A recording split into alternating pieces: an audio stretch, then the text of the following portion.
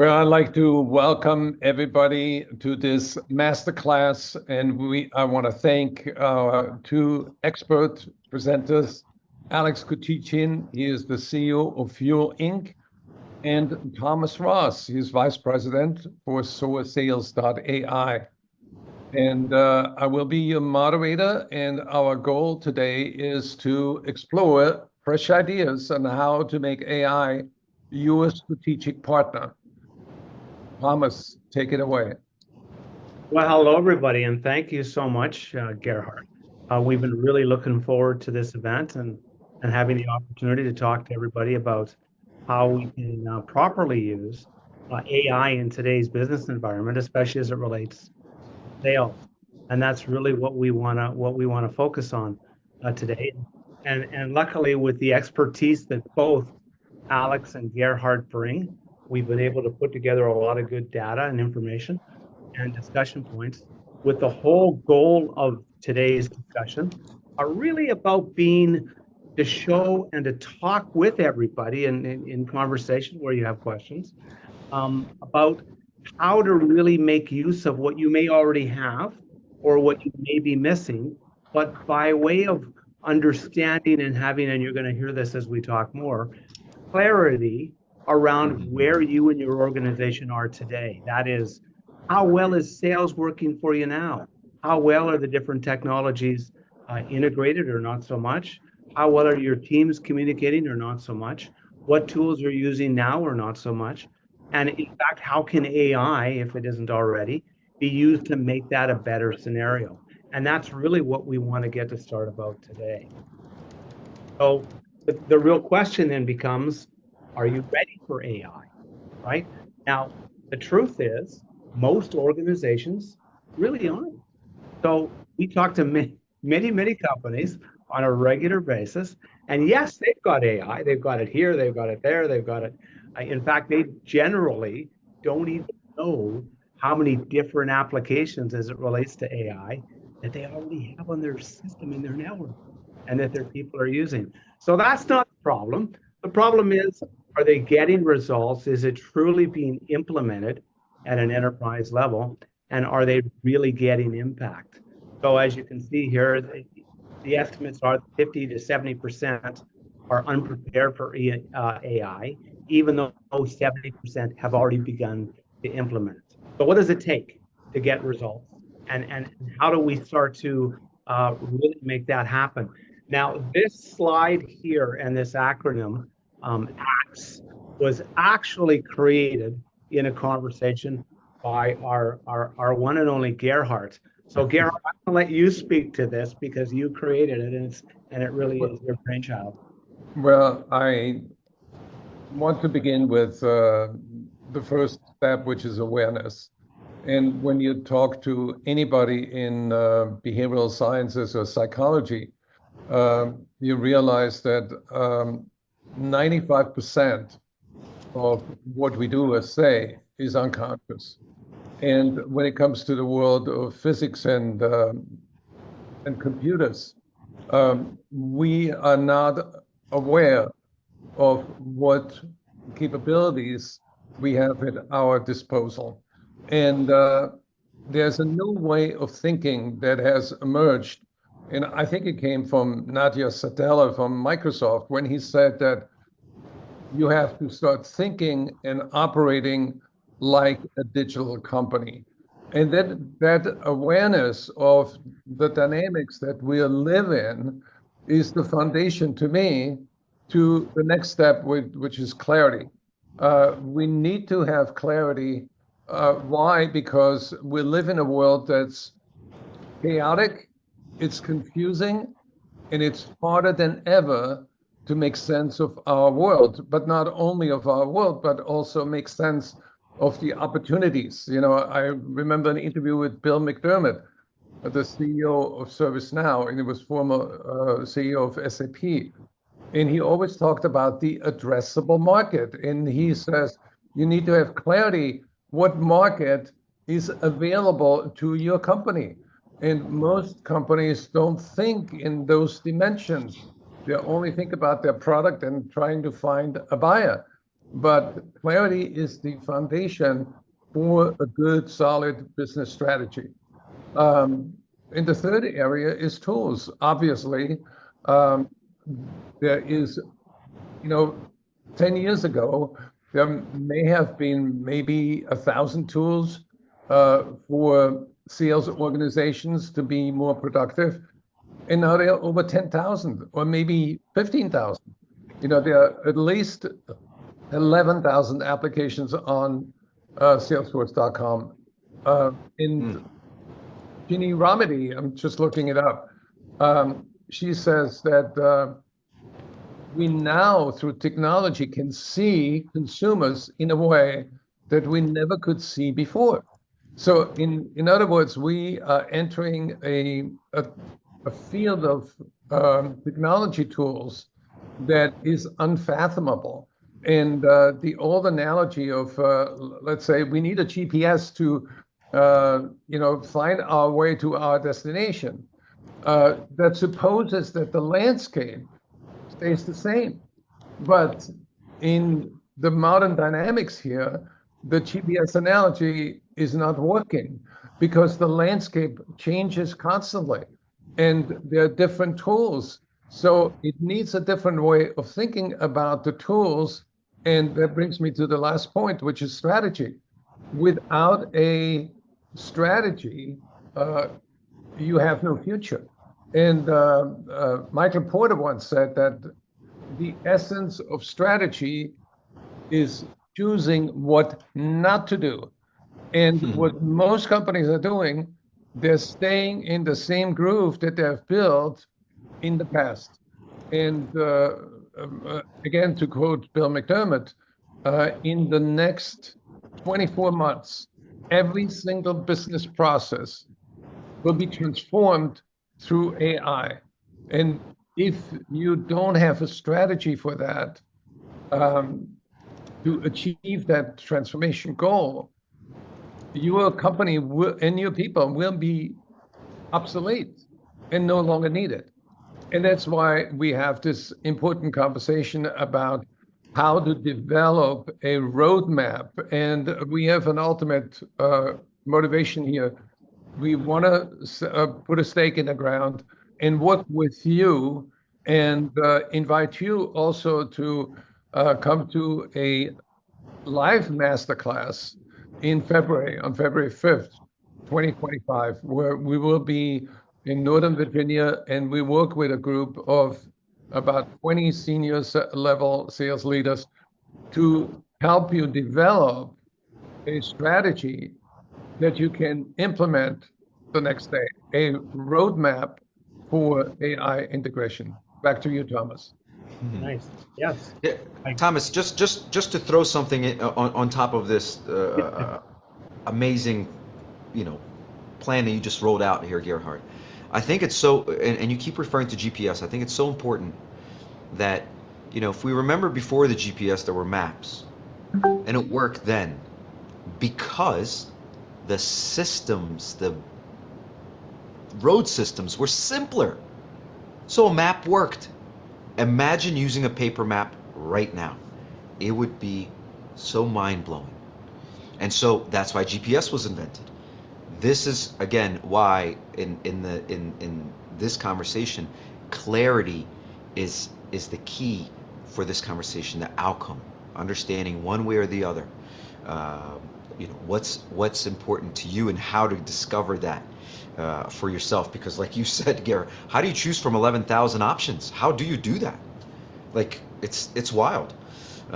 So now back to you. And also, we cannot do it alone. We need a That's team right. of people. We need co-creation more than anything else in order to earn our future. Yes. Well Thomas. said. Yes, agreed, guys. Yeah, absolutely. So this is a little bit of an overview of how industries have done over 2024, right up until the end of August. And it shows that healthcare is kind of the leader by way of AI adoption. That is to say, using more AI within the processes. With agriculture right at the end, and sales not that much better, to be honest. And that's by way of how they're saying that they're actually using AI as it's been adopted within their systems. So that's not to say that it's being successful or that they're getting the results that they wanted from it yet, but at least that's the extent of the adoption thus far. And really what it comes down to is one size or one product or one application or one perspective does not fit all. And every organization is different, not just because of what we do by way of our products and solutions, because that might be similar across our industries with our competitors, but rather our customers, how we create customer experience, and how we communicate with customers, and more importantly, how they communicate with us.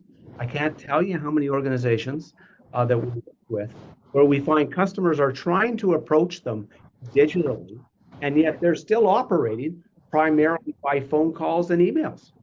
And they're missing out on where their customers actually are.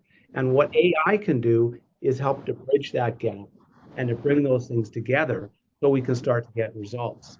So when we And Thomas, if you remember from that from us talking before this call, and I'll post it here too, we said all AI is not for all.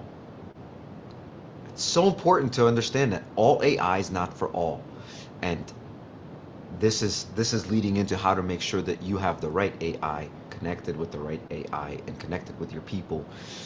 So I just want to, and I'll post it here because I think it's a good phrase to remember when you're considering yet another tool, is that all AI is not for all. Yeah, and I couldn't agree more with that, Alex. That's dead on. One of the things that Gerhard talked about was we're going to be actually creating in a workshop in February roadmaps for clients and for enterprises that want to actually have a deliverable, a customized roadmap made for them. And the way that we do that, the way in that process is based on what Alex just said, and that is identifying what it is we want to fix or improve upon in the first place. So AI, we're past the point now where AI, that bright star in the sky, bit of a flash in the pan, or even some might call it flavor of the month, although clearly it's not that. That's how we perceived it. It's been that shiny object that everybody can't take their eyes off. Well, now we need to implement, right? AI's got to grow up now, and more importantly, we have to grow up in our use thereof. And AI's moving so fast. We were talking about that before we came on today. Every morning you get up, there's something new. So true. And by lunchtime, it's changed again, right? It's moving so fast. And the problem is that we're all trying to watch this next new thing, whatever it is, and then quickly buy whatever we can and see if we can incorporate it. And that's not where the opportunity lies. Where the opportunity lies is with clarity. We need to look where we are, why we're there, what's working, what isn't, and what we want to address by way of the objectives that we've got for the coming year. And the coming year is right upon us. 2025 here. It's not out there, it's here. And so we need to really pinpoint what areas of business can be impacted and then start to develop a tailored roadmap that really allows us to create actionable items that we can effectively bring into the business and implement against our business goals. And that's what makes it work. If you don't do that, frankly, you're likely to repeat 2024 by way of your AI implementation. And that's what we don't want. What we really want to do now is look at how we can get real cost reductions. How can we get real cost reductions using AI? Where is that impactful? Where isn't it? And how can that then again improve our ability to drive revenue even further and accelerate our revenue growth by making our people more productive? So our salespeople don't have to spend time on a CRM. Not that many of them do, but that's a different conversation. I think that's a big one though, Thomas. I think that's a big one though. Since we know what the CRM usage rates are, okay, and we pay for every seat, I think that's an important topic at some point. Yeah. It is. And AI, honestly, plays an enormous role in that process. Not only that, and we're going to talk about a lot of these things, but from the customer interaction standpoint, from all the touch points that we create as an organization with our customers, with customer service, with our websites, and more importantly, with our salespeople, we can capture that in real time. And that can be brought into our system in an impactful way in real time without the drudgery that in the past has been connected with all. And that changes everything. That's what's really important.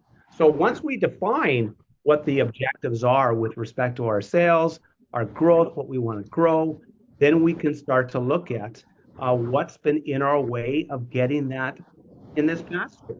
So when you look back at 2024 and you say we didn't reach all of our goals, or we did okay, but we could have done better, or we hope to do this and we want to do more of that, or we've had a great year, we just want to continue, then in fact we want to see what held us back, or what areas of our model weren't working. Did we have high turnover with our people? Did we have good conversion rates with our customers? Are we getting the reactions from our clients and our customers with our digital outreaches? What things are and aren't working, and where can AI play a role? And are we measuring all of that in the first place? Again, one of the things that we find with many organizations is they're using some of the best tools out there, whether it's Salesforce or Gong or any number of excellent tools, but they're not getting the results from them, and they're not reading the data that's actually there for them in order to measure what's happening, often because they're not integrated. They're not tied together with different elements of how their sales team are actually reporting. And most sales teams don't report enough and aren't giving us the information that we need. And therefore, right off the bat, we've got poor data. And that's part of the problem. So AI can help address that. And AI can bring all of those elements together to help us get the ability to measure what we can do. And then we need to assess where we are by way of our current readiness. Are we even ready for AI?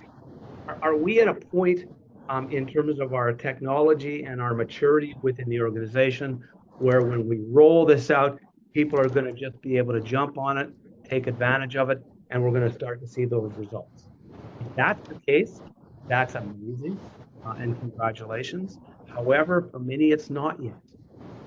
So what do we need to do to be able to get our teams savvy enough and on top of it enough in order to use these things? Well, what you're going to find, and this is what's really great about it, is that because everybody spends so much time every day on these things, the fact is there are very few human beings, especially in the areas that we work with respect to sales and B2B communication, that aren't extremely technology savvy. The challenge is they're not savvy on your behalf. They're savvy on the basis of what they're doing with their own personal use. What we need to do is bridge those, bring it together, so that people can use systems that are easy, that they're already using, that can automatically be tied in with our data. So for example, today we're doing this event on Zoom, right? We could be doing it in any number of different tools. Well, we've got AI attached to this. And what AI is doing is it's capturing everything we're talking about, but more importantly, it's allowing us to see how well we did, where we can do better. And furthermore, as we build a large database of these customer meetings like we're doing today, we can query it. We can see how well John is doing communicating with clients. We can see how well customers are getting the information they need. We can query KPIs against how many meetings. We can query how people are improving as a whole or not. So we can do so many things that we're going to talk about. Right? So it comes down to this. It comes down to what we call a digital analysis or audit or whatever word you want to use. And it's not as scary as it sounds.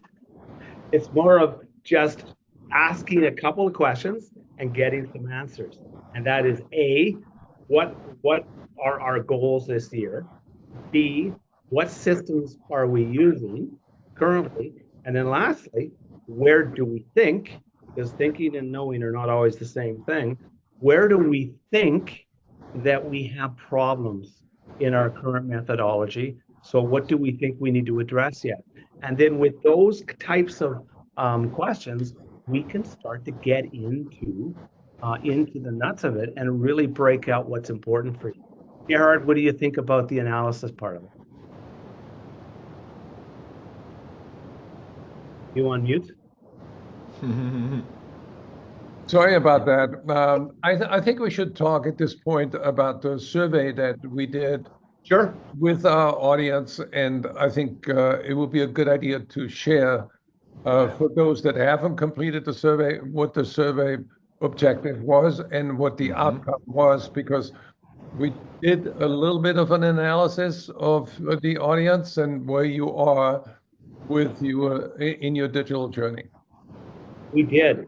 And we asked 10 questions. And those questions varied from, are you using AI today? To more specifics about, are you using it with respect to providing real-time feedback to your salespeople, your customer service people, and your customers? Are you using it to collect KPIs against the organization from a sales and marketing perspective? And we had 10 questions in total.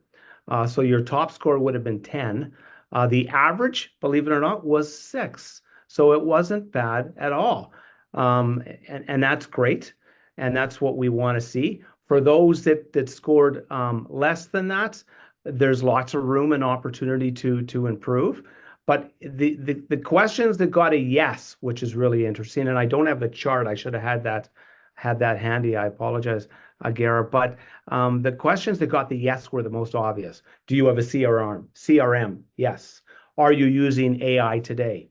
Yes. So there were some pretty obvious ones, but then there were some not so obvious ones, right? So are you providing your teams with on-demand sales training, customer service training, leadership training, videos that they can watch and use in their daily activities today? And very few click that off. Alex, do you want to speak to that? Can you hear me? Alex, you're muted. See this mute button. So, okay, so here's Zoom. Since you listen to these conversations, make it so that when they call on someone, it unmutes automatically. Why do we need to find the button? Right? It's too much work finding that button. So we're gonna get into this a little bit more as we go through this, but on demand. So look, this isn't something that Thomas and Alex and Gerhard are inventing here. On demand has been what humans have wanted now for over a decade. Okay? We want on demand more and more. It's happening more and more. How many gyms are now just popping up in your homes?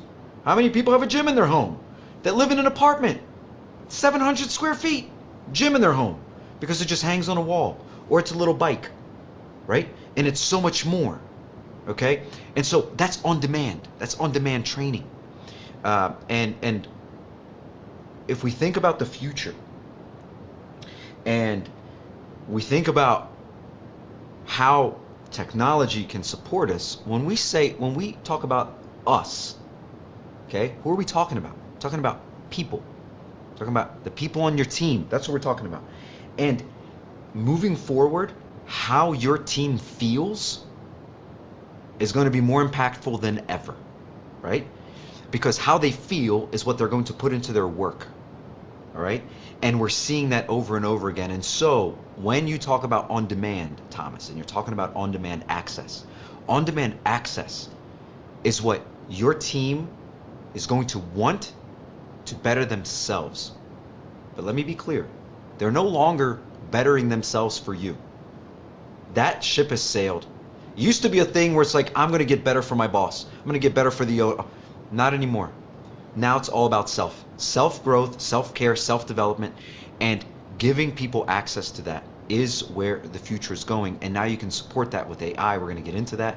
But on demand is in demand right now. I promise you, on demand is in demand right this moment. So we'll get into a little bit more of that. But it's I'm not surprised that on demand wasn't checked by everyone. Right? This is an evolution. Could become a revolution that's happening in the moment, and we'll get into that a little bit further down the road. Do you think, Alex, that we're talking about digital analysis of a business and the opportunities and we're talking about the cognitive world. But when you look at the other side of the world, what governs us is emotions. What makes us act is emotions. Where do you see the future? Can we um, say that 2 years from now we're gonna have a mapping system that will identify the collective, not the collective intelligence, but the collective emotions and motivations of people so we can guide them towards the goals. So we unite cognitive forces and emotional forces to accelerate our business. So emotions have played a role in our life in that magnitude since this new human was invented with the way that we think today. Emotions have played that type of role. We just haven't realized it until recently how important they are. Negativity, we talked about this, Gerhard. When you're predominantly negative, your results will be poor, or period, in every aspect of your life. It does not matter. I share this story. Any of those tennis enthusiasts out there, you'll know that Djokovic is the greatest tennis player in most, well, just by the numbers, maybe not in anything else but the numbers, but by the numbers, he's the greatest tennis player to ever live. He was coming out to a tournament, and as he was walking out, the commentators were questioning his performance that's about to happen. They were not sure if he was going to be the Djokovic we all know and love. There was no injury. He wasn't limping. His arms weren't hurt. He didn't have some kind of brain damage from some kind of event. No. The thing that they were afraid was going to destroy his performance was a personal thing that was happening in his life. Nothing physical. Zero physical things were wrong with him. Something emotional was happening in his life, and they questioned it, and he ended up losing the game. And they ended up talking that how much that must have played. And in the speech afterwards, he talked about how, yes, that played a role, but he's not taking the win away from his opponent. But your question is about emotions and how they will impact how we perform. Oh my gosh. We now know that it is the core of your performance, how you feel. And so, like I said, how your team feels moving forward. And let me be clear. When I say team, I do not mean the collective. I mean the individuals on your team. If you attempt to speak to all people the same way today, you will fail. Because we've also learned that one size does not fit all in communication as well. And so emotions, Gerhard, are absolutely the fuel that fuels your performance one way or the other. Fuels how you're going to do what you're going to do, right? Because emotions are directly connected to meaning. And the only reason we do anything in life is meaning. I'd like to, for Maurice Dino, to unmute himself because you just dropped a comment that I think deserves attention, and I'd like to hear it in your voice if you don't mind. And I know you're tuning in from the Netherlands. Are you able to unmute yourself and come and join us?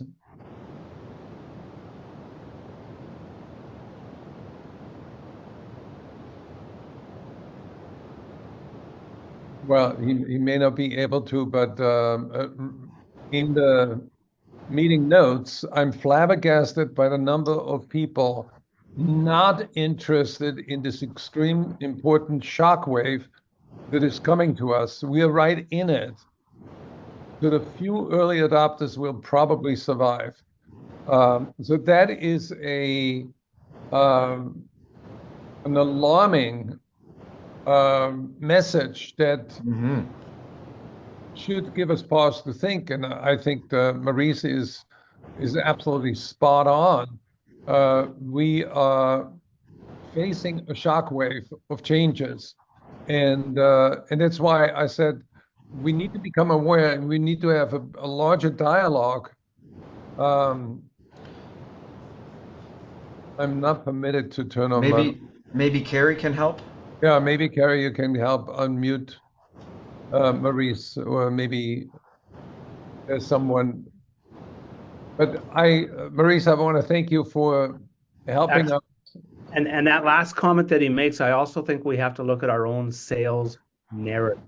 Yeah. Oh, And yeah. that is just spot on. That's It's exactly spot on. The narrative needs to be adapted. We can no longer use old language and old school tools in order to create satisfied customers, because when I look at the latest Forrester research, over 80% of buyers are stalling the purchasing processes while the our salesperson is trying to sell them.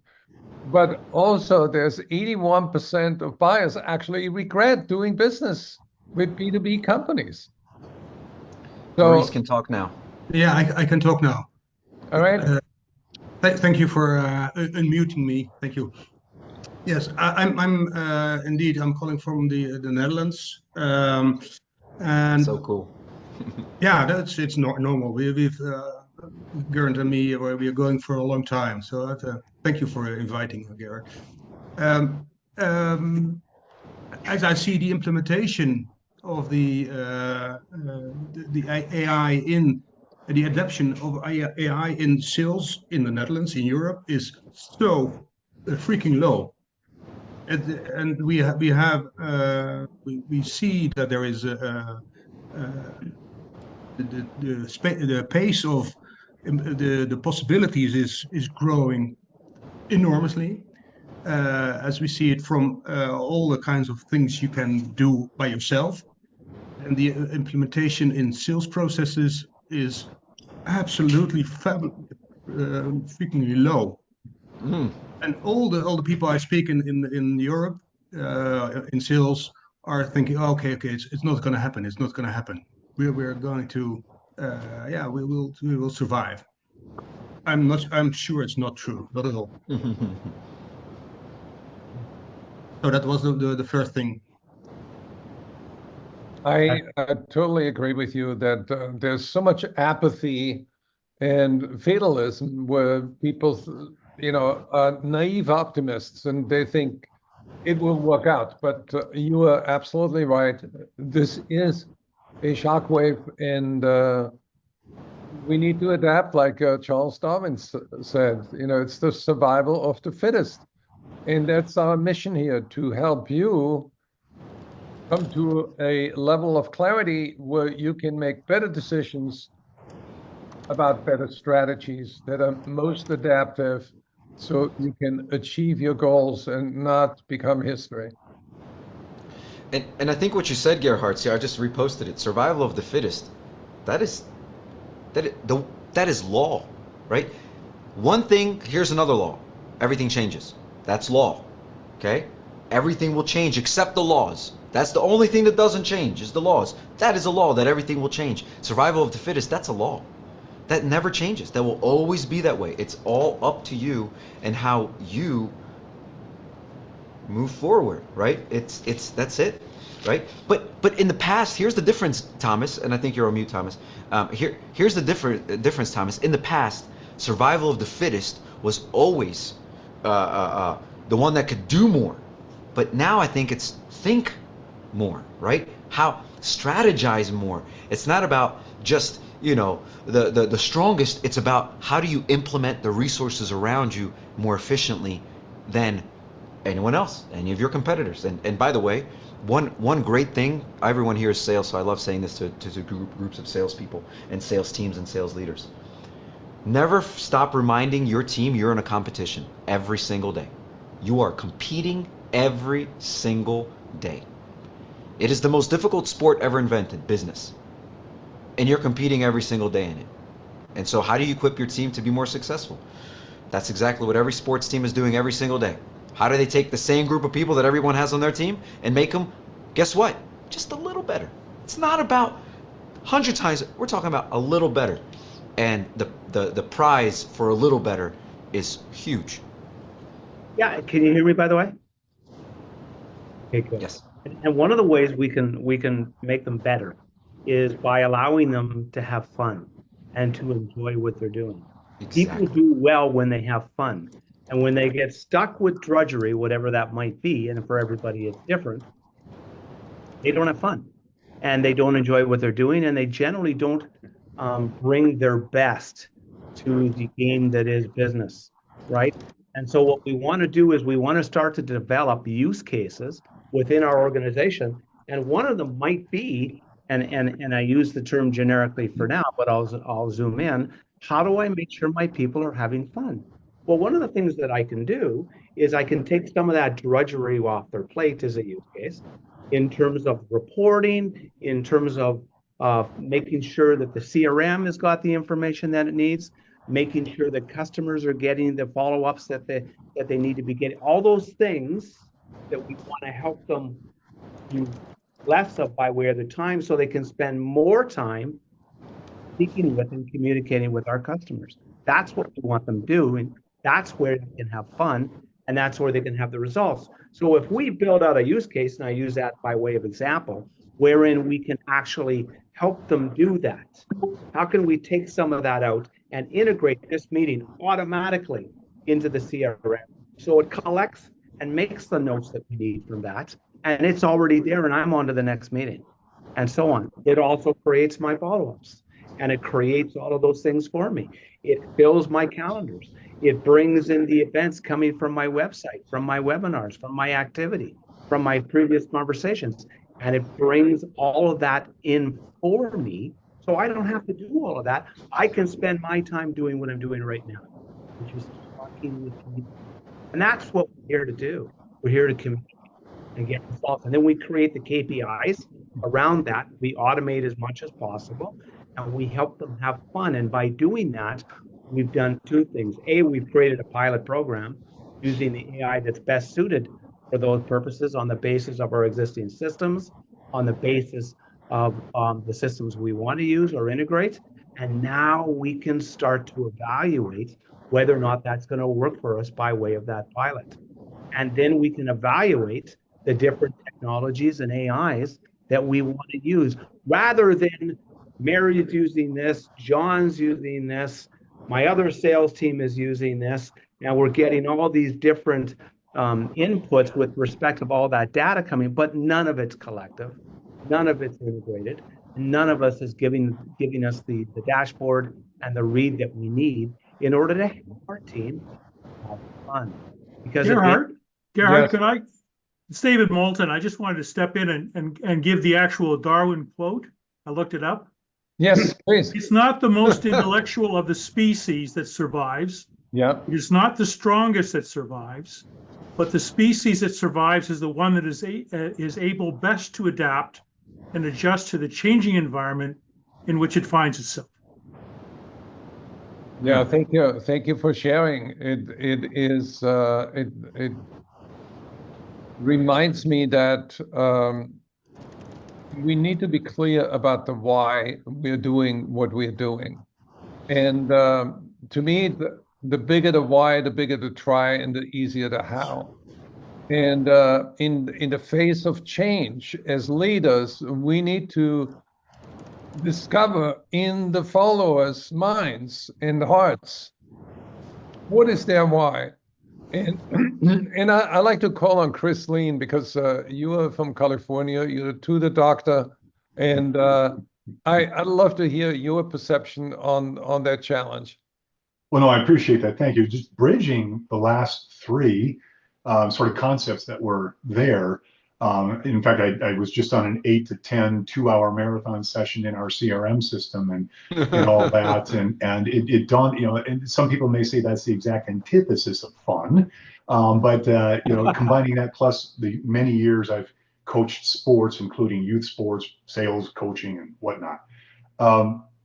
The pathway, right? And the why. Gerhard, you said exactly what I was just about to say, is the why, right? And sometimes that why, A, can be identified, B, sustained. And I think that last word is very important, sustain. Sort of, if we want to have a pathway to fun, we've got to create some intermediate milestones, some intermediate outcomes, rather than this grandiose. Because back to what Maurice had said, there are a number of people out there that may not be involved in AI. It's this big amorphous thing out there, right? Say, oh, one more thing, I've got to take a look at my numbers down this year or whatever. But if we can take that, digest it, sort of break it into intermediate milestones, then I think the fun can sort of organically happen.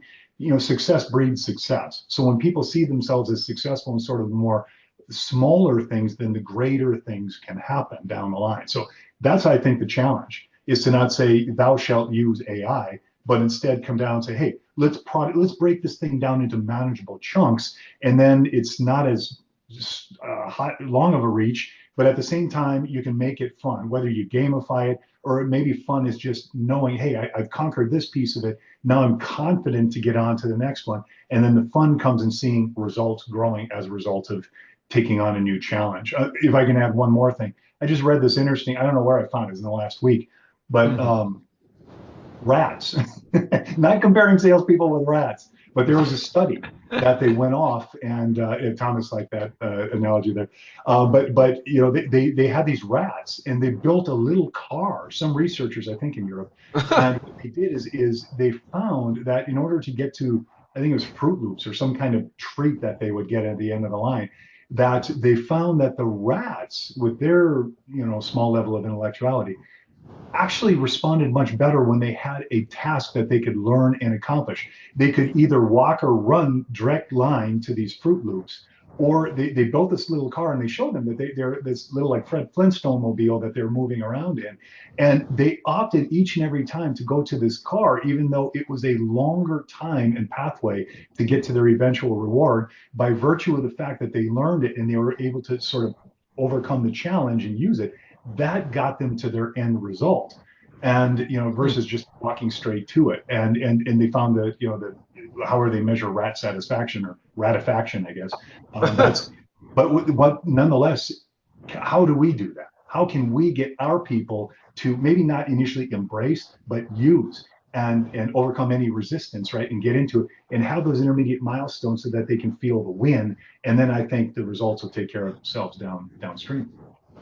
Well, I'm glad you mentioned that, because that really fits a new way of thinking, which is the new leader's role in the age of AI, which is to find and define a path to release people's emotional energy and deploy the best AI strategy. Yeah, and I think the power of AI with respect to that, and I still have rats in my. Got to get that. Our sales teams and the folks who want to have really having fun and communicate. Yeah, it's those steps, but it's also helping them do that when we're not around, because we're not around most of the time, right? And we need to create systems and have AI that's doing that. That's giving them those enthusiasm jumps, because they're seeing as they do it, because of AI's magic, that I did a great job in this, or oh geez, I missed that, and they can respond right away in real time. That's the difference. So instead of taking notes and trying to remember what they did or didn't say, or what they did or didn't say, or what they should be doing, and then hopefully those notes reflected what they needed to do, it's all there for them automatically. And it's automatically going to tell them, hey, we missed this, let's go back and get them. And they can accommodate them. Now, boy, they're getting better results, taking those baby steps, right? They're using the car effectively, and they're going to get to those Cheerios. And I love it. And that's what it's all about, creating the KPI and then helping them get there in a way that's fun. Yeah, and I think what you were saying, Chris, I think that's so important, is think about what that experiment proved. I could walk or run and get there faster. But because of this interesting challenge that will teach me to do something that I didn't know how to do, which is interesting for me, I'm going to choose that because that's going to make me better and give me something out of this, and then I will do the thing that was asked to be done. But think about how many people on your team can just walk and do their job, but they're not interested in that. They've already lost interest a long time ago. But you're still asking them to just walk to get those Cheerios, walk to get those Fruit Loops. They don't want to. Where is that car? Where's that thing that's something for me that will end up being a benefit for you, but it's for me? I'm choosing that car for me. Think about that for a second. Think about what that experiment proved to us. Yeah, I could do my job, boss. I could do it easily. I could just walk over there and press the button. I don't want to. I don't want to. I don't care what you do. I don't want to. Give me something that makes me want to. That's what we're talking about here. Well, and that also goes with the stat when you look at the numbers of people that are emotionally intelligent in this world. The number is at a deplorable 36%, which means that we don't educate people enough on how to be aware of their own emotions, because the way we interact with ourselves is really the way we interact with other people. So people are not tuned in to pursue joy, happiness, meaning, fun, and they only think about dollars and processes. And Yeah. we need to wake up to the fact that those that succeed in business and those that succeed in their personal lives, their emotional IQ has to be over 60. And so many of our people are stuck at 36. And that's why we need programs like Fuel, where you give people better insights on how to um improve their mindset and their skill set and adopt the best tool set so they can That's it. win. That's it. So it all comes down to creating that pilot project based upon everything that we're talking about, that we think we can leverage AI to make our systems, our people, and our results better. So which car are we going to choose? And how are we going to help our people choose and take advantage of that? We create the pilot project. And that really is the start of it. If you haven't done and you simply incorporated AI, then your results simply likely wouldn't be as effective as they might have been. Because a pilot project allows you to see the good, the bad, and the ugly, but in a smaller, dense group over a shorter period of time, so you can build on that experience. And we really highly recommend you. And in so doing, find yourselves with a change management plan, a technology group that can help you do those tests, do the rollout, and prepare your people so that it can be effective. And then once and if that starts to make sense, you can begin to actually roll out the solution and adjust the KPIs and what you're measuring. What I still find with so many organizations is they're measuring the basics. How many times are we touching our customers digitally? How many times are we able to communicate, bring them to events or have them communicate through this, that, or the other thing? But I don't see them judging what the nature of that communication was like in the first place. Right? So I don't see them seeing how well did our people do in those conversations? How well were customers responding? What was the follow-up to that? All of the emotional and the behavioral aspects. AI gives us that. There's information and data there from AI that we've never, and now we can bring all of that in, and we get a much more comprehensive picture of what we're doing. So rather than just hoping to get 10% of our connections and our communication with clients turned into revenue and opportunities, we can shoot that up to 60 and 70% because we're doing that much better job. And that's what adjusting the results and creating daily activities with your teams so they can have fun while they're doing it, and then report back to us and let us know this would have worked even better if we did that because AI showed us we're getting better. That's another opportunity. And for lead generation and productivity, there's nothing more important than leveraging AI. The old days of sending out 10,000 emails or trying to convince your people to make 100 cold calls every day, that just, A, it's a waste of time. And B, it's not going to get you the results that you're looking for. You need to create digital touch points that combines outbound activity with inbound. It's not one or the other, it's both. Yeah. And when we do that, now we can create a much more fun, robust, interesting, and enjoyable experience, not just for our customers, but for our teams and for our people. And when they come in every day, they can't wait to get at it and talk to people because they know they get to do that and they don't have the drudgery and they can get these results and have leads coming to them in a way that's more effective. So look, interesting. At Fuel, we're working on a project right now. If you scroll back up to the last, yep, to the last little slide here of lead generation. It's okay if you don't. If it's cool, yeah. We're working right now on a brand new experience that you'll have when you land on our website for lead generation. It's all AI, and it really starts to challenge all websites. I think this is Web 4.0 that's coming. Here it is.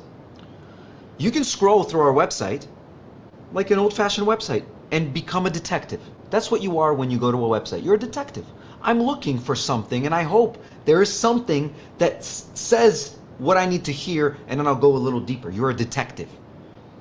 And I think that's old-fashioned too. This is where AI comes in. We have an AI that's going to just ask you, would you like to be a detective on our website? Or would you like to just ask if we're the right fit for you? Let's pause there for a second. Think about that for just 1 second. Think about your website qualifying your visitor. Now, even if they don't leave us their information, I don't know if any of you know this, but there's plenty of companies out there that will tell you exactly who just visited your website, where they were from, what computer, what their name is, what their company is, all of that. And so AI can actually help me, the consumer, stop being a detective, make me really appreciate your brand for saving me the time, and I can say, hey, is Fuel a training platform for professional athletes? You're in the wrong place, but here's 28 different places you can go visit. Right there on the spot without you being a detective in 28 different places. And so this is just to your point, Thomas, that this is how it's not one or the other, it's both, right? And this is how you take something as simple as your website, which, by the way, it does no longer do the thing you want it to do. People no longer look for your website unless they're buying, unless it's a need for their house, unless there's a plumber need, an electrical need, something that is, your website no longer does what you think it does for you. Okay, people come to your website after they've learned about you, not before. They're no longer using your website to learn about you. They're learning about you, come to your website to validate things, and then possibly make a decision. They're literally using it to make a decision. How can you help them without making them become detectives? That's just a use case for AI that most people are just going to overlook. So back to you, Thomas. No, wonderful point. And I would build on that just to say that in the past my quick answer to that would be that everybody's Googling what they're looking for, but that's not true anymore either, right? I mean, Not even I don't close. have Google search on my browser anymore. I've got ChatGPT into my browser. So I pump it into ChatGPT and I'll ask, as opposed to what you used to do with Google with a few keywords or maybe a phrase, with ChatGPT, I can write a whole paragraph. Blah, blah, blah. This is what I want. This is what I'm looking for. This is the scenario. And ChatGPT will digest that and come back to me with a list of opportunities and options that I may or may not consider. And Take it even further, Thomas. What about TikTok? Like, my wife looked for recipes for Thanksgiving on TikTok. She didn't use Google. She used Instagram and TikTok. She's like, and amazing recipes came up with step-by-step processes recorded beautifully, done, pause. It even says stop here for a second. And you stop the video and you're like, okay. It's remarkable. Exactly. It's changed, hasn't it? Google is no longer the search engine. It is a search engine. It is no longer the search engine. Right, and that's going to more and more evolve. And getting back to so many of the points that have been made by everybody here is that that change is coming at us, like an asteroid before it took out the dinosaurs. And frankly, if we don't prepare ourselves for it and we don't get ahead of that, we will have the same fate as the dinosaurs for all the same reasons. So we need to start to incorporate AI in the very ways that we're talking about that make sense in our business models or part of our day-to-day sales activities, so they get integrated and we get the same results from that as we do personally. This is one of the things that I love when I'm working with folks, and that is everybody says, well, we don't know how to do that and we don't know how to do this. And I'll do what you just did. Alex, I'll ask them, well, how would you find this on your phone? And they go there and they do it.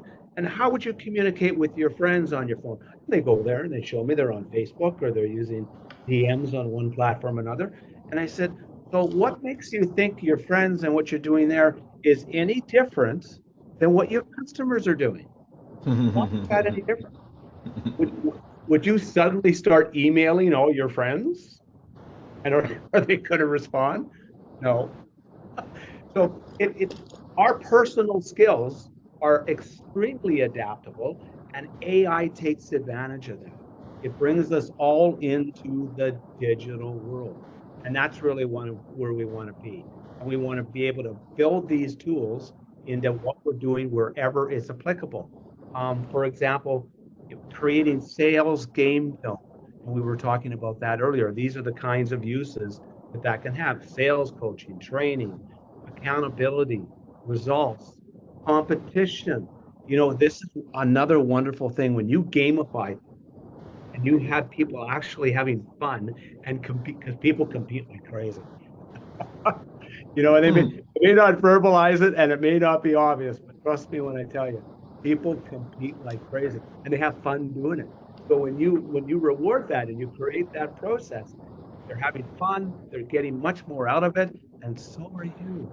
And AI can be a big part of that. Creating follow-ups and proposals immediately. We've got AI set up on the back end of our system where it creates a report, and on the basis of what was said in terms of what we're doing, it can actually help us immediately create a proposal while we're in the next meeting. Right? So these are the kinds of things that AI. Now your team's having fun. They don't say after the meeting, that was a great meeting, but now I got to spend 3 hours doing the proposal, right? And that can be a real problem, right? So these are the kinds of things that we can address, and then of course reporting. So one of the great things that systems can do, such as Store Sales AI, is it can help you take a look at everything your team's done, and you can actually query all of their activities by way of videos or phone calls or email, whatever it is, and you can query that all at once and create a report over their performance in about 2 seconds, as opposed to going physically or manually through all of their videos and their calls and their sales reports and pulling out that same information. So you can stay on top of and help your sales teams and your customer service teams and your leadership teams do even better instantaneously. So for a sales manager or a leader who doesn't want to do that report this month, it's going to take him or her a day or two to get done. I can do it in minutes, in seconds, and allow them to spend the time with their team that they want to spend, as opposed to all the drudgery. And that's what we're talking about. That's what AI can do. And that's why we want to do it. When we talk about coaching and training, and Alex, you were talking quite a bit about that with respect to what Fuel does. This is the results, the comparison of AI coaching versus in-person coaching over time. So the in-person part is in, I don't know if that's red or pink or what that is, guys, but I'm a little colorblind, so we'll just have to say it looks like red. And then blue or turquoise, that's the difference. So when we're coaching with AI in real time, it's all the time. It's constant. It's with them with everything they do in real time. Whereas in person, if we can do it a few times a month with our teams, that's great, but you can see the impact is way lower, and we're not going to get the results. So when we help people actually learn on demand or in real time on their own, Alex, then we can see that we're going to get even better results from them. And Alex, I want you to sort of jump in here and give us a little bit of an overview, because this is an exceptional tool that does just that. Yeah, I want to jump into this tool and I want to talk about it for just a second, but if we could stop sharing for just a minute and just kind of I want to address the audience here about something specific. Is it you sharing the screen, or is it Gerhard, yours? Did you want to share the screen, or what did you want to do? No, I wanted to just see all these faces and have like a group discussion for just a second. Just a real engaging moment here. Okay. Because I think it's so important to realize. Here, I'll ask a provocative question. Let's just go right to it. Let's go right to the gut, Gerhard. Let's get into it. Ready? Who wants? Okay, everyone on this call here, please give me some thumbs up and maybe even laughter or whatever you want to give me in your responses. Who wants to be more profitable tomorrow? Give me some real interaction. Like, give me a thumbs up, a heart, a thumbs down. Give me who wants their company to be more profitable tomorrow. There, I see a thumbs up right there, right in the middle on screen from David. Thank you. I showed you how to put it in chat. You can put a thumbs up, thumbs down. I really want you all to wake up for just a second. You know, take a second, shake things off. We've been talking for a while. This is a serious question. You're sales leaders. Everyone on this, Gerhard, everyone on this call is sales leaders, right? Gerhard's on mute now. Yes. Yes. Okay. I can't get any engagement from anyone today, except for you, David. Thank you so much, and Chris, my two guys. I need. Oh, and thank you, Piercy. Now we got action. Okay. Listen. Here's why I asked this question like this. You all could be more profitable tomorrow. Here's how you could be more profitable tomorrow. There are people on your team who don't want to be salespeople, but you're keeping them there. You're keeping them there because you are going to judge yourself for your actions. But I promise you there are people on your team that don't want to be salespeople. They just want a paycheck. They just so happen to say yes to a job that they were offered. Maybe they wanted to be salespeople before, but they don't want to be there right now. We were talking about this before. We were talking about fun, but it's not just, it is fun, but it's also about being in the right place.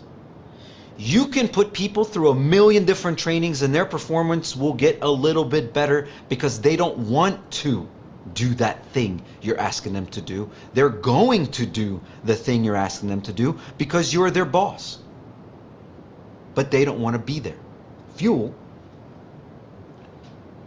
And I promise you what I just said to you, there are people on your team that you could be more profitable tomorrow because you don't need to pay them. They're not doing anything for you anyway. They're just dragging you down. Okay? So consider that when we talk about the following. Fuel is a learning platform that threw away all the things we used to think about when it comes to learning and said, let's rethink this. Why do we learn anything? Anyone? All right, I'll answer it. We learn anything so we could do that thing or maybe get better or smarter at understanding something. But it is to improve. It is to evolve. It is actually natural for us to do this. We are here on this planet and we'll never stop evolving. If we just look at nature, okay, which is what we are, we're nature's kids. Nature never stops evolving. I dare you to look for a tree that's 7 feet tall and say, I'm good here, everyone. You can get to 25 and stuff. I'm going to stay here at 7. I'm fine. No, it will never stop growing leaves. It will never stop reaching for the sun. How many people have stopped reaching for the sun? How many people have stopped? I'm done evolving. Okay, we're going to discover that in this conversation, in this next few slides. We're going to discover this. Fuel, we decided to say, look, learning for knowledge's sake is no longer the goal. Why? AI. Knowledge not only now exists in this little thing, but knowledge actually talks back to me now. It talks to me. So it's no longer about gathering knowledge and how many books you've read and how much information you can contain in here. It's what can you do with the thing that you know.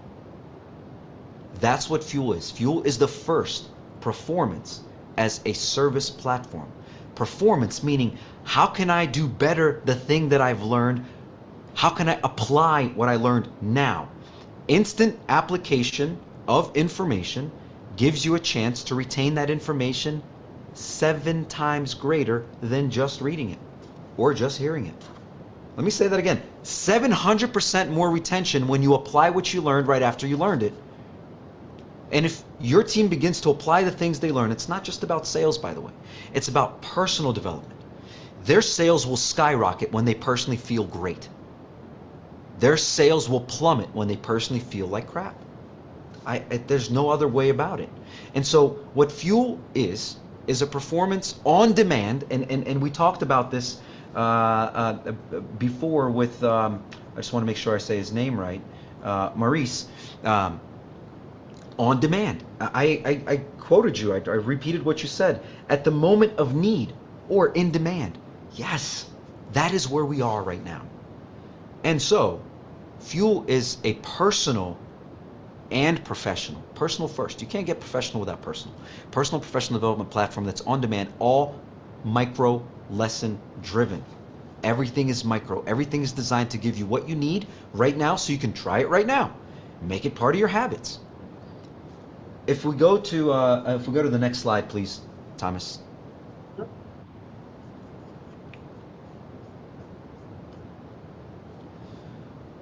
It's built on these 4 pillars, and there's 2 more pillars coming.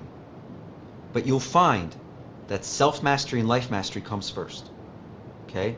Self-awareness, you can see it at the top. Manifestation. Those are the things that every single day we're becoming more and more aware of the fact that there is such a thing as manifestation. There is such a thing as you know, being happy in the things that you do, striving for the things you want in an environment which allows you to strive for the things that you want. So self-mastery, life mastery, leadership mastery, sales mastery, in that order. And by the way, sales mastery, it's not just about sales. You should see this neuromarketing course that just came out for sales, but for you. Oh my gosh, a 3-minute lesson on how you can absolutely, a certain tapping techniques he teaches you in 3 minutes. Teaches you in 3 minutes that will bring you down to a specific place so that you can get into a conversation focused. Clarity, focused, okay? So the pillars that you also provide for your team makes a big difference about how they feel. When you constantly come to your team with, I need you to get better at this thing for me, I'm going to be that rat. And I'm going to wait for you to put the car in front of me because I'm done doing it for you. I want to do it for me, and you will have a benefit from it. Of course you will, because I'm having fun doing it. And so all of that's going to create better results. One more slide down if you could. By the way, there are 2 more pillars coming into Fuel: health mastery and financial mastery. Financial illiteracy is an issue, major issue. And we have found a way to break it down because all of Fuel, we have instructors on Fuel who have written more than 300 books, 45,000 keynotes they've done. They've helped every Fortune 500 company over the last 30 years in some capacity. Just an incredible group of people. And all of them first came to Fuel because of the number 1 criteria to be on Fuel, which was a giver's heart. You must want to share your wisdom. So every single lesson has positivity throughout the entire experience. This is important because Gerhard talks about this a lot. Media is predominantly negative, and we know that the more negative thoughts you have, the less growth, success, emotional IQ, all that you'll have. The more positivity you have, the more positive things happen to you, the more easier things happen to you, and the more accomplishing things becomes an ease in general. Okay, so Fuel combats all those negative media outlets that exist, social media, all of those negative, with creating a very similar experience because it's beautifully done, it's exciting. Gerhard calls it binge-worthy content like Netflix, but delivered for the mind and the soul to evolve and grow. So what happens is, when you have Fuel turned on, because there's a 2-step process, and I see lots of comments, I'm going to get to them in just a second, unless they're not for me, but I see lots of comments coming in. The beauty of Fuel is twofold, and this is exactly built on the 2 models that are the most successful in performance and culture in recent history. 2 models: professional sports and the military. Okay, built on 2 models: autonomy and accountability. Autonomy and accountability. Thank you, Apple, for giving me a balloon and blocking my face. Autonomy and accountability. And what's more important? I bet you if I asked everybody here what's more important, you'd all say accountability. You'd be wrong. It's autonomy. Autonomy is what proves to you, their choice is what proves to you what they really want. And should they be on your team? Think about professional sports. Think about the military. Nobody stands in army as a cadet like this, and the chief or the general's walking around going, special forces, you back there, special forces. No, that's a choice. They choose to go to special forces. That's a certain kind of person that wants to achieve greater results than this. They want more. How many people on your team are no longer interested in achieving more? But don't forget, you're in a competition every single day, and you want them to achieve more. So with Fuel, you will get to know your team like you've never known them before because of the autonomy. I could show examples, but we don't have time right now. Maybe in the live event we can show more, or later for those of you that want to learn more. Quickly identify, this is key, identify rising stars versus underperformers, right? That's key. How quickly can you identify those people? Because you want to be more profitable, only leave the people that want to be there. Period. AI can help. How you support your team, how they feel about themselves can help. Thomas? That is good. And this sort of gives us a comparative, and it's based in large part on what Alex was really talking about and what we've been talking about, and that is the comparison of sales metrics before and after AI implementation. And I'm happy to give you the sources for this. This came from ChatGPT, so it came from a combination of Gartner research, as well as some other research areas that it came from, including Forrester, etc. But what it really shows is the time saved, right? So before AI and after AI, and that's the big difference. So when Alex talks about people enjoying and being mindful and being present in what they're doing because their attitude is better, this is what happens. And it happens because they're no longer involved in doing the drudgery. They can get to what they enjoy doing the most, and they can have fun while they're doing it. So those are all very relevant. Now, one of the biggest things that we find for most organizations is what are the challenges that they might be having with adopting AI? And the biggest one I find, like any new technology, is of course fear, right? And fear comes in many forms. It can be as related to their data and their security, their information, how people are using it. But in fact, right, it really comes down to their understanding it themselves. How many conversations have I had? And Gerhard and Alex, I know you're similar, and I imagine others have had the same experience in speaking with CTOs who themselves don't know how to bring AI into their organization. And so rather than playing an impactful part in that process, often they can be an obstacle because of that fear, right? And fear can be overcome with knowledge and understanding. And that's really what this whole process is about, is to open your eyes, to show you the different things that can happen, to get us over those fears so we can start to create focus, strategy, and leverage the technologies we do have that still make sense, right? And then integrate with those that can really help us do even better. But if we don't do that, we're going to lose out to the competitors who already are. And if we want to grow, we better start to do that, especially as it relates to revenue. And of course, last, most important, customer expectations.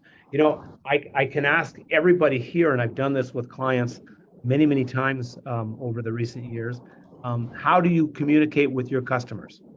And most of them will tell me, right, they're doing most of it by email, right? Or in some cases through their website and through maybe a chat box. But very few of them tell me that they communicate on a regular basis through DMs, through texting, through various AI tools that they've got made available through their website or directly to their customers. And so they're missing out on much of that communication, and the customers are going elsewhere where they're getting it. So much like Alex said earlier, if a customer can go on to ChatGPT and ask a question and get responses from those websites and those informations that come to them quickly in the format that they want, that's where they're going. That's right. So SEO has changed because SEO in that regard is gone. Now it's about how your data communicates with ChatGPT, how available it is, and how the information you're putting together out there in the form of content is now giving ChatGPT what it looks for by way of that question. And if you don't know your customers and you don't know the questions they're asking, then you're not going to come up on that ChatGPT page. I can pretty much guarantee it. But AI can help you get there. And that's the key. So AI can collect what your customers are asking and can create that information for you so that you can quickly build that into your process, if that makes sense. Right? And that's why we want to get to another opportunity or solution, and that's using something like SOAR, which is a high-level insight-based AI tool that sits on top of everything you do, whether it's video like Zoom, whether it's your voice IP platform like a Ring Central, whether it's in your CRM or your ERP, or whatever systems you're using for communication, including chat boxes of all kinds. SOAR can sit there and actually create the kinds of things that we're talking about. So now we can actually tell our people as they're doing it, how well they're doing it. Are we asking the right questions? Are we identifying the pain points? Are we establishing trust? And are we creating a call to action so that our customers do get to the results they're looking for? Remember, our customers and our clients are looking for our help. They're not just looking for us to give them a whole bunch of information. They want our help to be able to show them that what we can do or not is a good fit for them. So just like Alex pointed out earlier, if we're not a good fit, we need to tell them that. And whether that comes from an AI response or from our teams and our people, this will help us make sure we're doing the right job for our clients, because in so doing, we're only going to gain that many more clients. And so AI can help us do that. And it gives us all the basics of this, but the real key to this system is the insights. And whether we're talking about sales, whether we're talking about customer service, whether we're talking about your leadership teams and your leaders communicating with their teams, we can provide all of that across the board. And that gives you much more power. Remember when I was talking earlier about searching your own data? Well, we've got clients now that want reporting on what they're doing. We can actually create the report as an AI query or sets of queries, put it against their database by way of their meetings, their events, their communications, and they've got the report in seconds. So these are the kinds of things that AI can provide. And when it's built into a system, which can then now be directly integrated into your CRM, your ERP, or whatever systems you're using, because that's what it comes down to, now you're getting all of that consolidated, integrated data in a way that you can actually take steps and make actionable. And that's what we're really talking about today, is taking steps and making actionable. And this is an example of a query being asked against some data, querying past meetings, and we can do it against just about anything. And we can create our responses, and we can see how we're doing, and we can improve in real time. And this doesn't call upon necessarily the manager. This could be your individual sales rep or customer service person doing this on their own in real time, on demand, and improving as they do. And they get real-time scoring as they do that. So it just becomes more and more powerful. If we're doing team meetings, we can apply any types of definitions against the system in order to get the best results. And that's what's incredibly powerful. And we can see behaviors, we can see emotional responses, we can gauge things today we never could before. So all of that data is there. And trust me, there's more coming, right? As I say this, we're working on a number of different things, as are many other organizations, because we all know that AI changed since we started talking here today. So if that makes sense. But, you know, at the end of the day, it's all about taking action. And I like to tell people there is no greater risk than the status quo. Right? Standing still will not get you there. What got you there yesterday will not get you there tomorrow. Right? So we have to take action. So we really do want to spend time with everybody, and I think we've talked a lot, but I want to just let everybody know that we're actually going to be doing this in person, live with those companies that really want to build their own customized AI sales roadmap and playbook, revenue playbook. We're doing a half-day workshop, hybrid. A hybrid being there'll be those from your company that can make it right to the event, and there'll be others that want to join it virtually. So we want to invite both. and we want to develop a customer revenue roadmap for you for 2025. So taking what you've done for your sales planning, but now actually potentially adding AI in a much more effective way than you might have had the opportunity so far. Because we're going to review what you're doing and then actually create an acceleration strategy using AI, if that makes sense. And Alex, was there anything that you wanted to add by way of that process? And Fuel. About specifically for the event or just in general? In general. Yeah.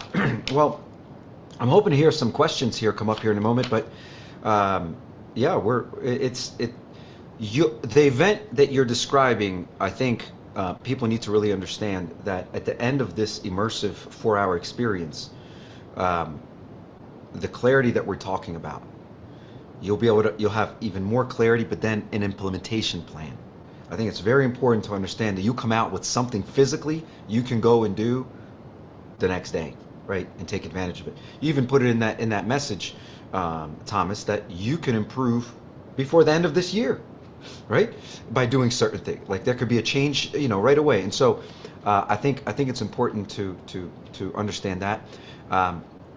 I have a bunch of stuff to talk about Fuel specifically, but I rather throw it to the team for questions, and then I have some really special December things to share with everyone here from Fuel, and actually maybe even get some of these folks onto Fuel with an idea that might be exciting for them. So, but let's throw it to the audience for just questions about everything that we just discussed, I think.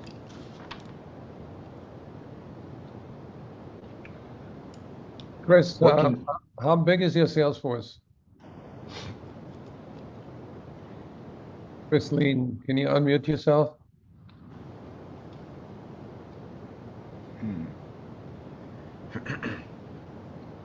I wonder if there's a way to unmute everyone now.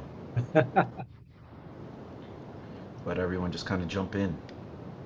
Yeah, I think that would be a good idea to get some feedback from everybody. We have covered a lot of territory, and I'd love to hear from you and get your perception and your perspective so we can learn from each other.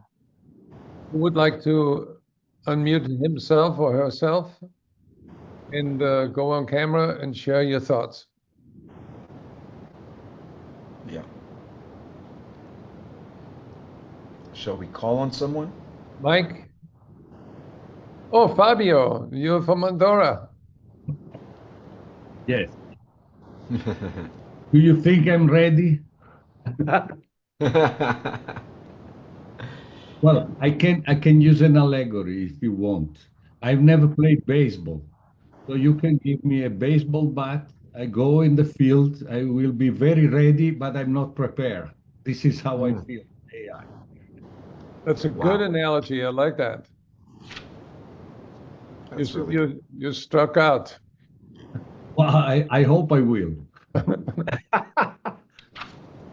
But just like baseball and the bat, the more times you swing it and the more times you practice, the better you're going to get at it, right? And AI is no different. I will say this though, and that's just off of what Alex said. The thing about AI and technology is because it's actually very simple once you get going with it, and once you learn how to use it, is that the results and the change that you see are now. They're not 3 months from now. They're not 6 months from now. They're now, right? So the sooner you get to that, the sooner you're going to hit that ball. Yeah. Mike or Mark or Maurice, Francisco? I see David popped on screen. I think we can't ignore the fact that it's a tool, and the problem with I think the tool is that it can either be used properly or improperly, and I think that's one of the things that a lot of people are trying to struggle with, are some of the challenges around how do you use the tool properly. Absolutely. Well, and I think most importantly, do I even want to be using the tool? Right? And I think that again, it goes along. No, but I think well, I'm speaking for myself. I think we're past that point. I mean, if anyone is serious about being in business, you've got to get yourself involved with artificial intelligence. But the question is, where do I use it? How do I use it? But one of the things I found is that this is just like selling. It's the quality of the questions. Like the better you get at asking AI questions, the GIGO, garbage in, garbage out, it's the same thing. Like if I can refine my questions and make them better, I find that the information I get back from AI and I'm using Chat GPT. And is it No, what is the other one? But anyways, Let me rephrase my statement. It's not about do I even want to use this tool in a sense of, hey, if I want to survive, I need to use this tool. Do I want to use this tool in the sense of, do I want to use this tool to become a better version of me? That will determine if that's the right person for your team or not. Because all the tools are always available. Again, I like to just go to sports. I like to go to military. All the tools are available for every soldier that joins the military. All of them. But how come only a few become the SEALs and a few become the Green Beret and so on and so on and so on, or the few become the people that go to the NBA, NFL, MLS, all of those places? They all have the tools. So when I say, do they even want to use it? That should be an indicator to you if there's someone that should be on your team. Because if they're like, boss, I got this. I don't need AI. Okay, you will lose, and we need people who know how to want and will use AI because it's not even an option. You just said it there. It's not an option. So my point was, if they don't want to use it, question if they're the right person for the team. Yeah. I'm trying to remember what Jeb Blunt had a story in one of his books where he had a contest with one of his reps on social media versus actually making sales. And again, because social media is a tool, so you put the tool in the hands of the wrong person. I don't think we're arguing here. I'm just saying I think that's one of the real things that we have. And I'm teaching. I'm an instructor at Douglas College up here in Vancouver, and I'm struggling with is how do I use AI with my students so that they use it properly and effectively and ethically. That's right. Which is a big challenge, as you know, in academic circles. Yeah. Yeah. But I think when you find tools, and there are tools, by the way, in that circumstance, we can certainly talk about that, but that they have fun in using and they can use easily, you won't have to do anything other than that, because once they get going, they're going to be showing you how to do it, not the other way around. When sound like my children. Yeah. No, that's exactly what it is, right? And at the end of the day, at heart, frankly, we're all children, and we're all exploring, and we're all interested and curious. And when we see something that's getting us a better result, like the rat on the car, I still have those rats in my head. I think, David, there's some other way to think about this. A year ago, ChatGPT was at a college level. Maybe next year it's going to be at a PhD level. In 2 years from now, you're going to have AI agents that have the capability of 100 PhDs. So it is going to be harder and harder to achieve what you want, to have the ethical use, have the guardrails, and educate people that no matter how intelligent the technology, it always needs people with good moral and ethical judgment to deploy those tools in a way that it is going to benefit everybody. So it's a win-win.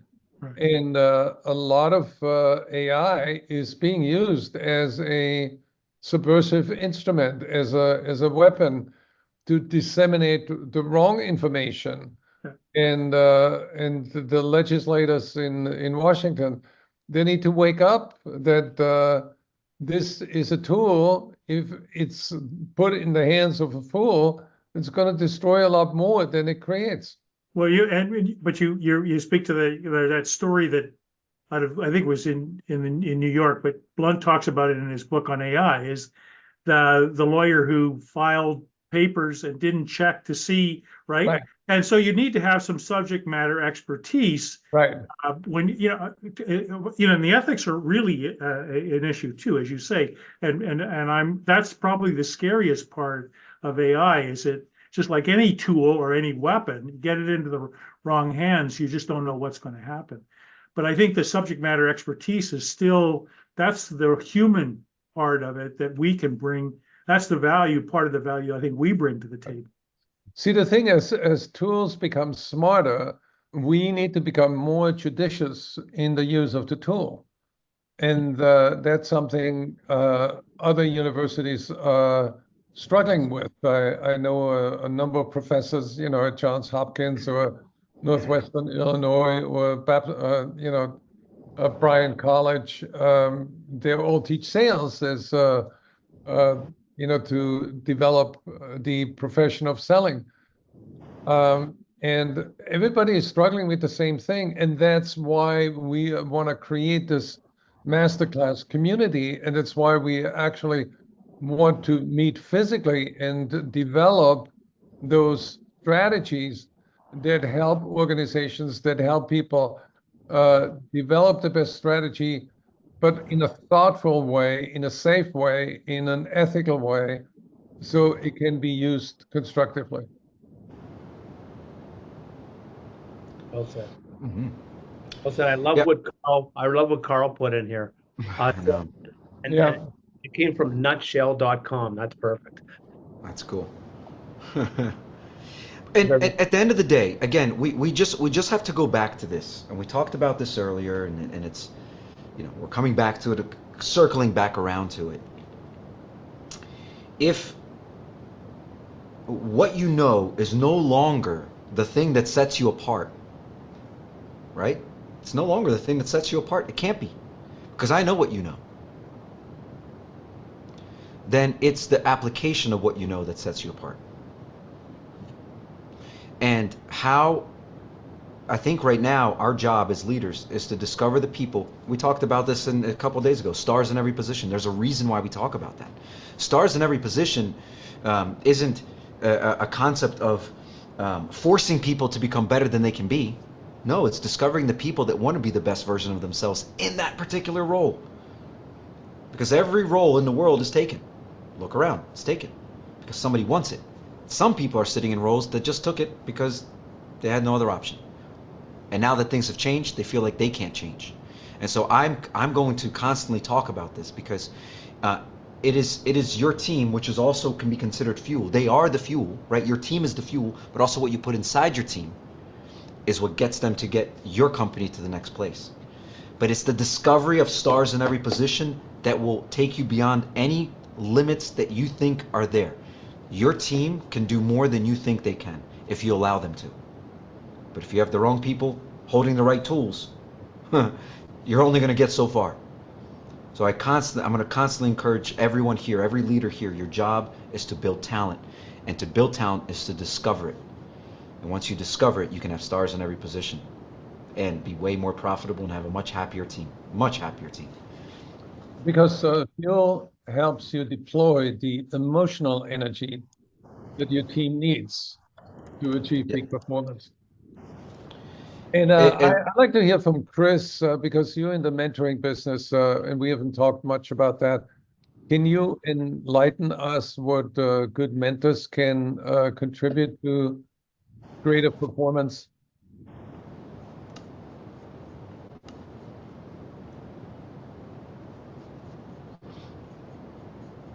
Maybe Chris took a break.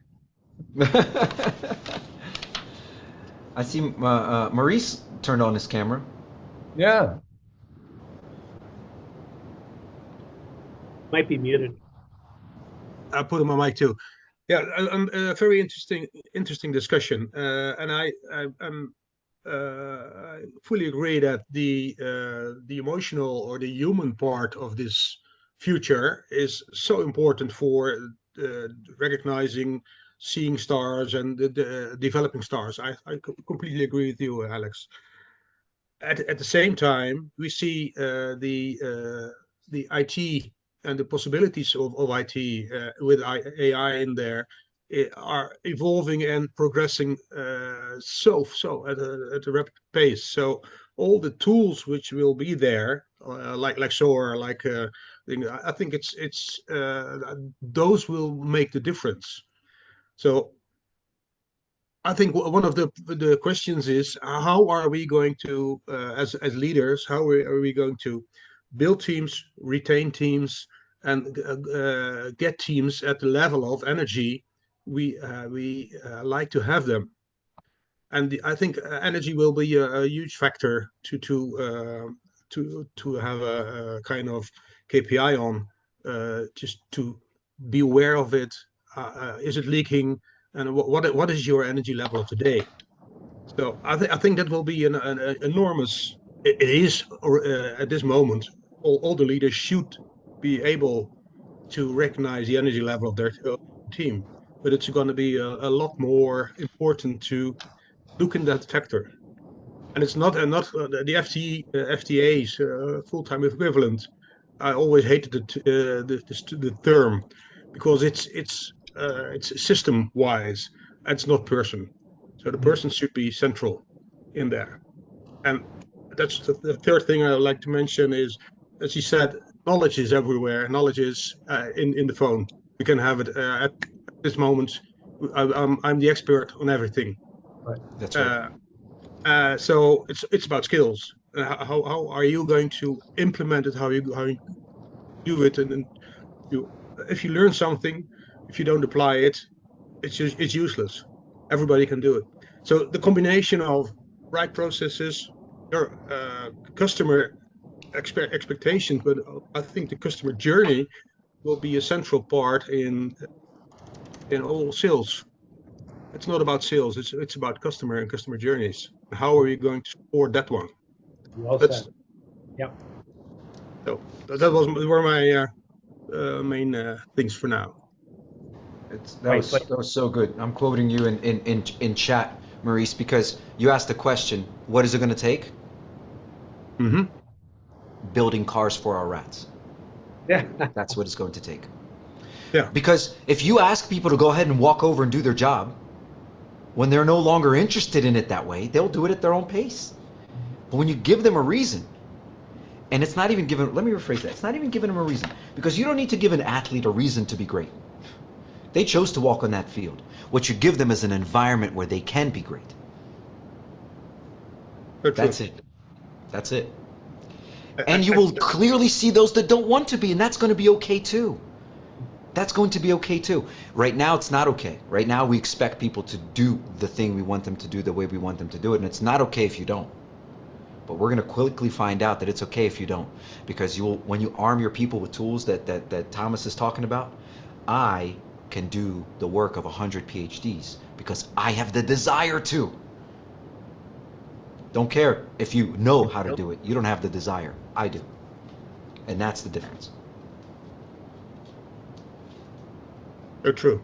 Yeah, and I also think that if we see the different levels in groups in our environments, we have smart people around us, we have other smart people. You have the university guys, and we have the government, and all smart groups.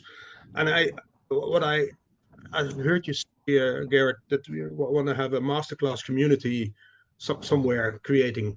I think that is a huge opportunity to build and to foster in the coming year or 5 years, just to build it and to have it and to make advantage of it. Oh, yes. Love it.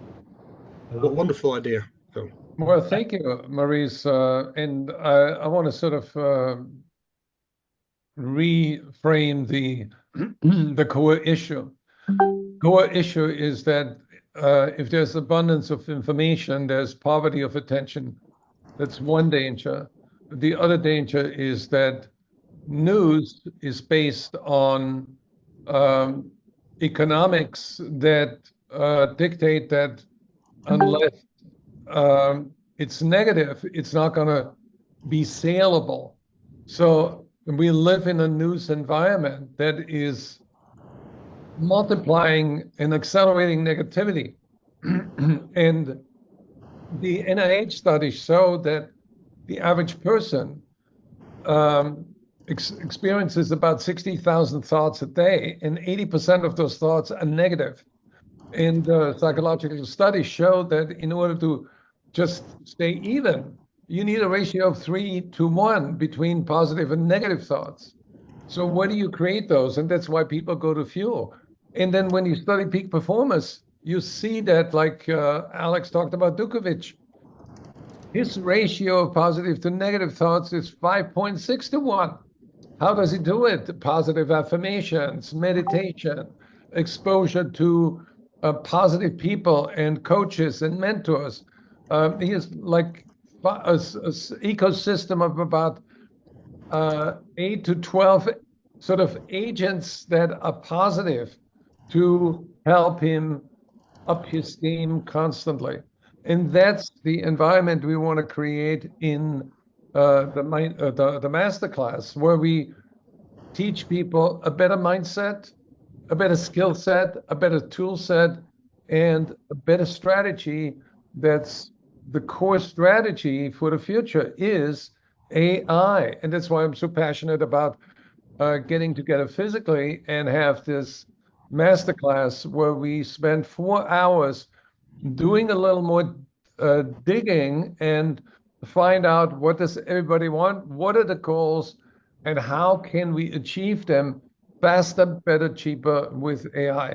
And I'm so grateful that Thomas is the sort of the core driver, because he knows that apathy is gonna kill us. We cannot ignore that threat. And Maurice, you used the term shockwave. We need to be stronger than the shockwave. And I totally believe that we all have the collective intelligence in this room right now to create a better world. And we need to seize that opportunity to act, to move forward, and co-create a better world. Well said. Well said.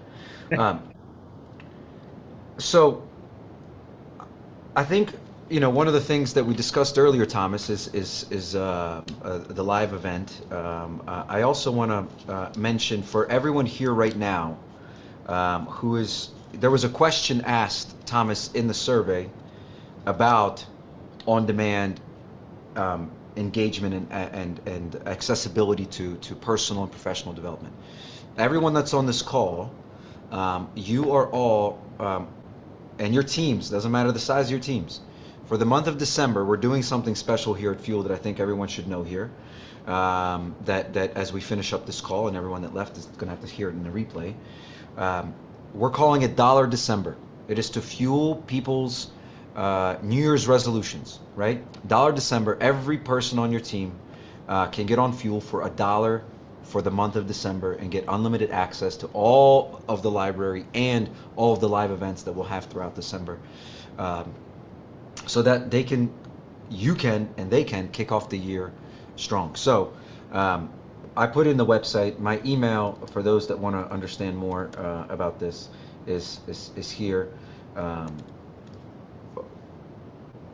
But I think for anyone that's on this call, I think for anyone that's on this call right now, still here, that live event, that hybrid event, if AI is as important to you as you're making it seem because you're still here, that right there is going to make all the difference for 2025. 100%. Well said. Yeah. Thomas, do you have a slide on how to get in touch with you? Or you want to drop your email in the chat? I have to grab the charger. Oh, here we go. That was magical. You have AI to do that, right? Yeah. Yes, I do, but in fact, I did actually click in that case. But I just want to thank everybody for taking the time. Yeah. Because we know everybody's got important things to do, but we also know that everybody realizes how important AI is for them, and we've heard lots of that today. but it's less about knowing that AI is important and more about knowing how the heck you're going to use it and actually get the results you want. And those are two different questions. A, how am I going to use it? But B, what are the results you want? Right. It's really critical. Absolutely.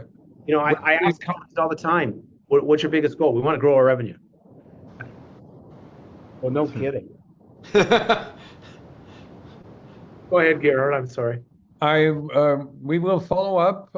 We will do an executive summary of this. So expect an email from us with an invitation to the live masterclass, of course.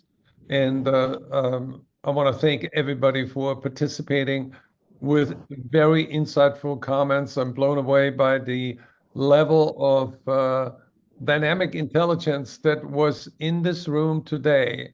I took a lot of notes. I got a lot of new ideas, and I would love to get your feedback on how we get the next masterclass even better to a higher level, so you get a lot more out of it. And I invite you to follow our masterclass schedule. We are planning for next year, one a week, every Wednesday at 1 p.m. We're going to have a new masterclass with new speakers. And of course, SOAR is going to do another one besides the one on February 5th in next year, where we have a full calendar that we're going to share with you so you can attend again. And I want to thank you for all those nice comments. Thanks for everything, and I wish you happy holidays and a very successful 2025. Thanks, everybody. Thanks, Thank all. you, everybody. Have a great rest of your day. You take care. Bye-bye.